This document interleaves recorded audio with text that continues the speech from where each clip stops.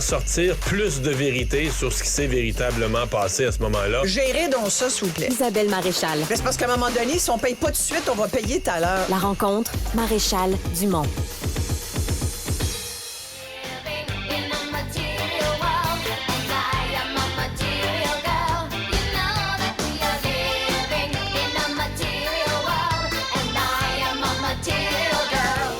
Et elle danse en studio, Oui, mesdames et messieurs. c'est Isabelle vendredi, Maréchal, on lâche bonjour. son fou. Bonjour, Mario. En fait, c'est un sujet sérieux. Tu sais que j'étais ado. Oui, ben moi aussi. Puis on la aimait regardait, ça. la vidéo Material Girl. Là. Ben, c'est sûr. On essayait de comprendre ce Est-ce qu'elle que- voulait dire, Madonna. Là. Est-ce que tu sais ce qu'est une material girl? Non, mettons que je dis Ce non. que le terme veut dire, là, puis j'ai revérifié avant de t'en parler, une material girl, c'est une fille déterminée qui sait ce qu'elle veut et qui est indépendante. Alors, cette chanson-là de Madonna, à l'époque, voulait dire « Je suis libre, je fais ce que je veux de mon corps, je dis ce que je veux et je m'assume complètement ». C'est fabuleux. C'est les années fin 80, 90. C'était cette époque-là. C'est pour ça que Madonna a tellement marché chez les ados et les adolescentes comme moi aussi. Pour moi, c'est une icône magnifique. Coûte un peu cher à aller voir maintenant. Ben oui, ben ça, c'est le seul bout. Ça, c'est le bout. Ça, là-dessus, je n'irai pas là parce que malheureusement, je n'irai pas la voir. C'est beaucoup trop cher pour moi.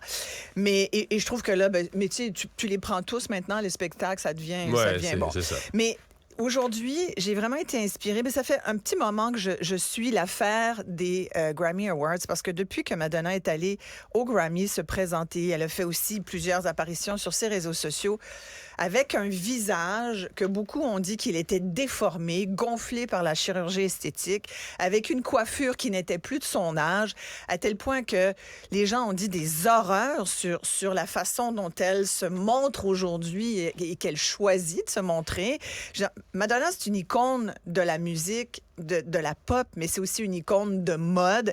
Elle a lancé des tendances. Moi, je pense que j'ai encore mes crucifix de l'époque, tu sais, mes trucs en dentelle noire, puis une petite jupe en tulle aussi que je mettais avec des leggings, puis des bottines, puis un col de cuir, tu comprends?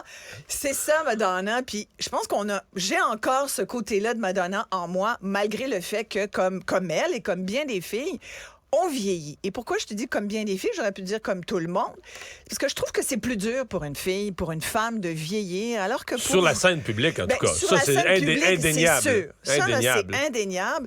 Mais plus largement, Mario, je pense que c'est plus Parce difficile. qu'un homme à la télé à 55 ans avec des cheveux blancs et tout ça, là, Écoute, c'est de toi, la sagesse. Tu grisonnes et C'est de la sagesse, Mais c'est tu tout ne bon. prends Une que femme de la à 55 ans, ça sort moi ça des ondes. Écoute, on se souvient de Lisa Laflamme il n'y a pas si longtemps, Ben oui, il y a c'est quelques ça. mois. Écoute, il s'est même pas gêné, son nouveau patron, de dire hey, moi, les cheveux blancs de Lisa Laflamme, là, non, plus capable de voir ça, sortez-moi ça des ondes. Peux-tu croire quand... Mais c'est la norme, là. C'est épouvantable. Oui, et il faut le dénoncer et c'est ce que je veux faire aujourd'hui. Je le dénonce et je vais même plus loin. Je veux dénoncer ce que je considère être de l'agisme systémique. Oh! Pas le mot systémique. Oui, monsieur. Isabelle! Et là, j'en appelle à tous les woke. Tous les woke qui nous écoutent. Où êtes-vous pour dénoncer ça? Je veux dire, on dénonce tout, là. Tout est épouvantable. Là. Tu sais, tu peux plus écrire comme tu veux. Il faut que tu mettes des yels, des nananas. Il faut que tu inclues... il faut que tu dénonces tous les... Tu peux plus rien dire. Ah, mais tu peux dire les vieux, eux. Ah, ça, tu peux varger sur le dos courbé des vieux parce que il n'y en a que pour les jeunes. Et personnellement, ben, moi, je me considère encore... Mais les vieux, ils comprennent rien, de toute façon. Écoute, là, tu parles... Là, il y a ensuite, il y a tout... Évidemment, la technologie, ils ne comprennent pas ça. Il coûte cher à l'État. Combien on l'entend? C'est probablement le commentaire qu'on entend le plus sur les vieux, c'est-à-dire que... Puis c'est un fait, c'est pas faux non plus de dire que plus tu vieillis, tu coûtes cher à l'État parce que, oui, c'est vrai qu'en vieillissant, il peut arriver des problèmes de Mais maladie. si tu t'es pas traîné savate toute ta vie, t'as peut-être contribué un peu, par exemple. Tu as quand même pas mal contribué. Exactement. Bon point, M. Dumont. Fait que, bref, tout ça pour dire qu'il y a un espèce d'agisme qui ne fait pas. réagir, puis je donne une espèce, il y a de l'agisme, c'est pour moi systémique parce que, oui, c'est érigé dans un système à partir du moment où c'est pas anecdotique, c'est pas seulement à la télé, au cinéma, c'est vraiment partout, dans toutes les couches de la société, dans les industries, non, mais à dans les l'UDA, entreprises. les femmes disent ça, à un certain âge, il faut que tu trouves d'autres choses, il faut que tu Oui. deviennes productrice, il faut que tu ailles travailler dehors. Ils donnent beaucoup de comédiennes vont donner des cours, mais Complètement, ça te prend un plan B. Ils le disent, là, 50 ans, ça me prend un plan B. Ça te prend un plan B, c'est sûr. C'est connu. Là. Ah, tellement connu, ça te prend un plan B puis un plan C. Là. Puis il faut que tu travailles fort, puis plus fort et tout. Et c'est quand même, ce que je trouve vraiment dommage, c'est qu'on tolère les commentaires désobligeants à l'endroit des personnes d'un certain âge. Moi, je refuse les étiquettes d'âge d'or, le 3e âge, je sais pas, les aînés, à la rigueur. Tu sais, moi, je me dis, bon, j'aime pas je l'ai pas trouvé celle qui me convient, là, parce que moi, je me vois, tu sais, c'est sûr que je me vois vieillir, mais je me dis pas, ah, là, tu deviens une personne âgée. Écoute, la journée où je pense que je vais encore sauter dans la boîte quand ils vont mettre les clous pour m'enterrer. Tu comprends?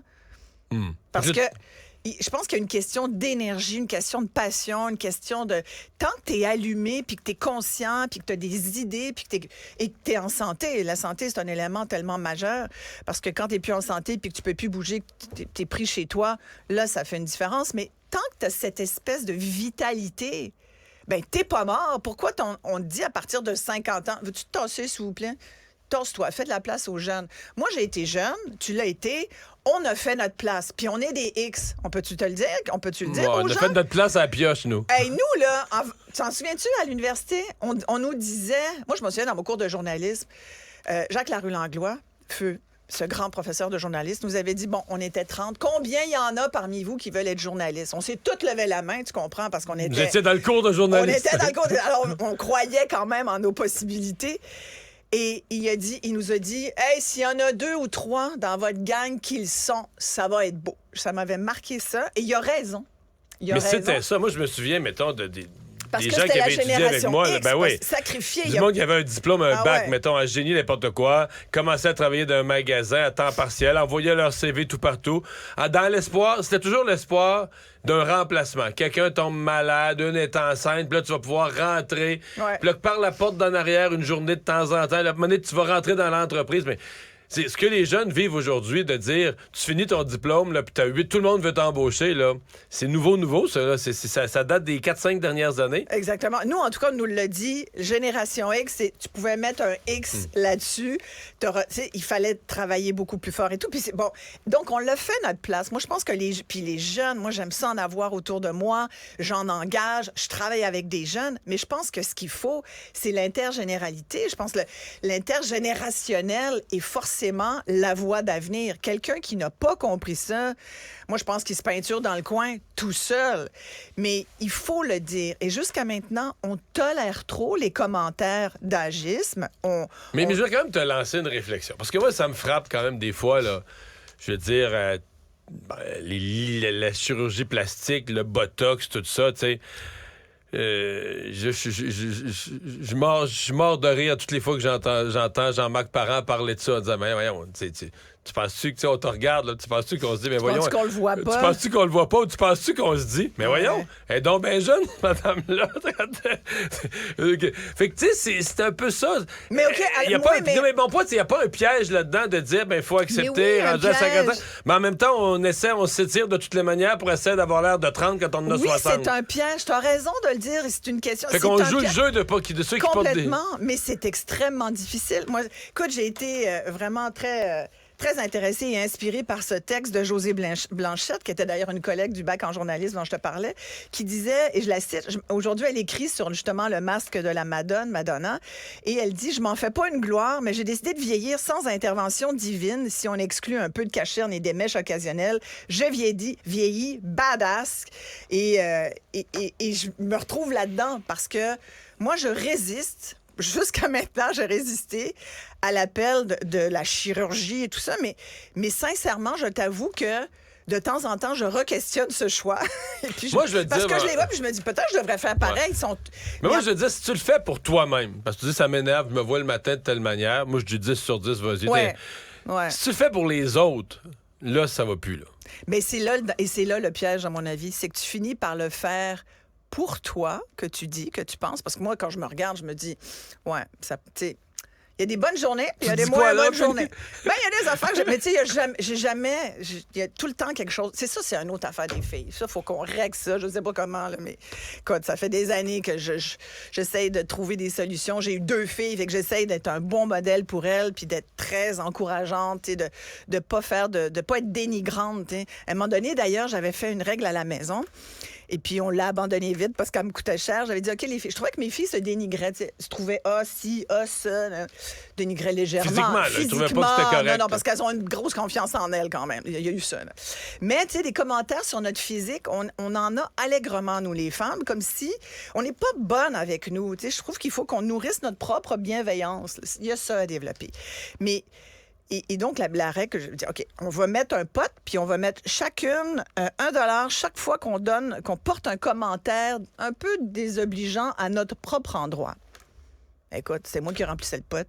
Tu comprends? C'est moi qui le disais plus souvent, puis ça a duré 3 jours, parce que je me suis dit, bon, je peux pas faire ça. Je peux pas je peux pas penser que je vieillis mal ou que je m'aime pas.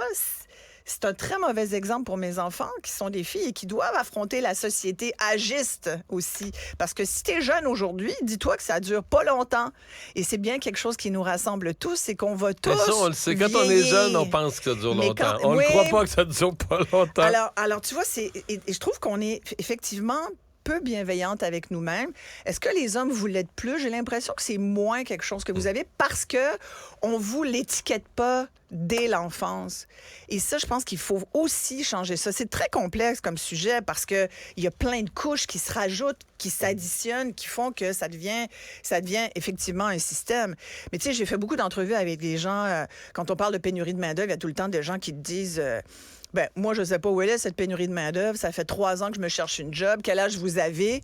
Ah, j'ai 53 ans. Mais je ne cherche pas la réponse. C'est qu'après 50 ans, puis il y en a même qui disent que maintenant, c'est 45. Après 45 ans, t'es moins au-dessus de la pile des curriculum vitae. Tu comprends? On va prendre le jeune parce qu'on se dit... Je sais pas ce qu'on se dit. On doit se dire, il est jeune, puis il y a de l'énergie. Puis... Mais c'est faux, c'est un leurre. Et d'ailleurs, les entreprises s'en rendent compte parce que le jeune aussi peut être tenté. Les jeunes ont d'autres valeurs aussi, puis ils se sont rendus compte qu'au travail, tu n'es peut-être plus obligé de te tuer au travail comme on le faisait à l'époque. T'sais.